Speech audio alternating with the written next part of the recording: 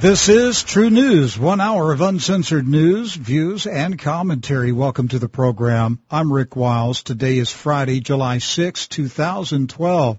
New York emergency medicine physician Dr. Conrad Miller will be my guest today to talk about the ever-growing health dangers posed by the release of radioactive material from Fukushima, Japan. First, the headlines. The commander of Iran's Revolutionary Guard Corps Aerospace Force declared that the Islamic nation's military has contingency plans in place to attack at least 35 U.S. military bases in the Middle East within minutes of a U.S. and or Israeli attack on Iran's nuclear facilities. Iranian Brigadier General Amir Ali Hajizadeh said that the American bases would be destroyed quickly by Iran's ballistic missile arsenal, capable of reaching targets 1,300 miles away. The U.S. Navy's Fifth Fleet is headquartered in Bahrain, a mere 120 miles from Iran. Russia is warning NATO-affiliated Western nations to not impose a no-fly zone on Syria, similar to what was done to Libya in the run-up to the killing of Colonel Gaddafi. And a high-ranking Russian defense official threatened to equip Iran with Russia's powerful S-300 air defense system capable of shooting down incoming missiles and aircraft. Mr. Ruslan Pukhov, a member of Russia's Defense Ministry Advisory Board, said the Kremlin may authorize the transfer of the S-300 system to Iran if the West brings down Syria's President Assad. Israeli military officials issued a stark warning to Hezbollah in Lebanon. 6 years since the Second Lebanon War, IDF officials said the next Israeli war with Hezbollah will involve massive ground invasion forces and it will inflict incredible damage on the city of Beirut. A senior IDF officer told Israeli news reporters, quote, "The next war will be different. We'll have to attack with more force, more violently, to halt any assault of the home front as quickly as possible," end of quote.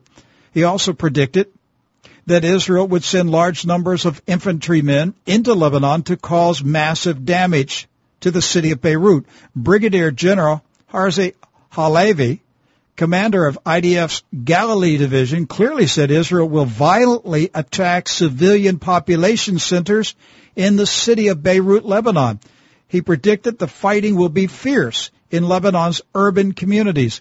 One Israeli commander told a newspaper there is no choice but to fight against the enemy where he is, and that is in the heart of a populated area.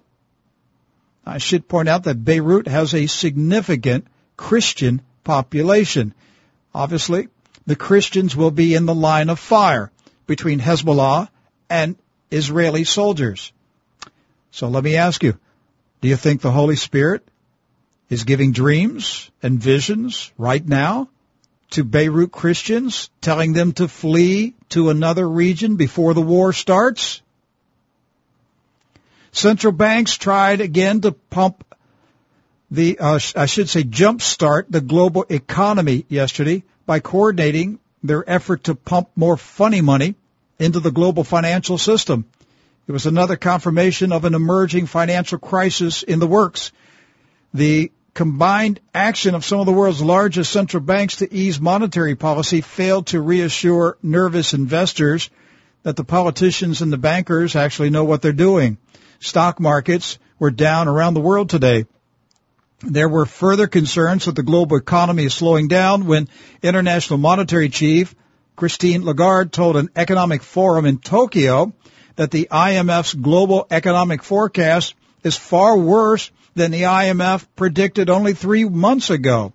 And while she was in Tokyo, I'm sure she read the news headlines that the Japanese government will run out of cash by the end of October. And remember that big announcement in late June by EU leaders who crowed again that they had solved the European debt crisis once and for all with their $1 trillion bailout scheme? Well, word on the street today in Madrid is that Spanish banks will not get any of that bailout money until sometime after the first half of 2013. You guys are just going to have to hold on. Van Rompuy is coming with the bailout money. Not today, not tomorrow, sometime in 2013. Keep your eyes on the LIBOR banking scandal in the UK. This one threatens to bring down the whole stinking gang of banking thieves in the city of London. The banksters were caught rigging the interbank interest rate that sets rates on $350 trillion of loans. You know, it reminds me of something a close friend of mine said to me. It's about a year ago. He's a successful businessman, entrepreneur, investor, and, you know, daily he's poring over the charts and all the data coming in from around the world on stocks and bonds and commodities, and he's managing his very large portfolio, trying to make the right decision. You know what the Holy Spirit said to him? How long will you study the vital signs of a terminal patient? I thought about that today. How long will you study the vital signs of a terminal patient? My friend, the financial system is terminally ill. It's going down. The whole stinking thing is going down. We can read these stories every day, can't we? But how much do we really need to know about it? It's going down. Are you prepared? Are you seeking the Lord? Are you fasting and praying? Are you asking God for a strategy to keep you afloat when this thing goes down? Because I'm telling you, there is a 150% chance the Western banking system is going to crash. Barack Hussein Obama, the Marxist communist, is preparing to sign the UN treaty to regulate your guns and ammo. I've been talking about this UN treaty ever since it went on the air in 1999. It's finally ready to be ratified by the UN, and here's the problem. The little Kenyan dictator will sign it before it's sent to the U.S. Senate for ratification. Who needs the U.S. Senate? Who needs the Constitution when you're a Kenyan dictator over America? 130 Republican congressmen sent him a letter warning him to back off the UN gun grabber treaty. Fat chance. Obama is a Marxist communist. He could care less what the Congress says. He's a dictator. He's going to sign that treaty. He's going to implement a UN treaty to regulate your guns and ammo. What's he trying to do? He's trying to start a civil war. What I've been telling you for 4 years he's going to do. That civil war is getting very close. He wants that civil war. He needs that civil war in order to stay in power because nobody in their right mind will vote for him in November. And the UN wants a global billionaires tax too. Yes, the UN is demanding a 1% tax on the wealth of all billionaires in the world. And of course, they want to manage that money. A leaked U.S. Army military police training manual for civil disturbance operations is telling us how the U.S. military will be used domestically to put down riots and confiscate firearms and even shoot American citizens. The document was a training course at the U.S. Army Military Police School in Fort McClellan, and it outlines how military assets will be used to help local and state authorities restore and maintain law and order in the event of mass riots, civil unrest, or a declaration of martial law. It says the U.S. military assets will focus around breaking up unauthorized gatherings and by patrolling the disturbance area to prevent the commission of lawless acts.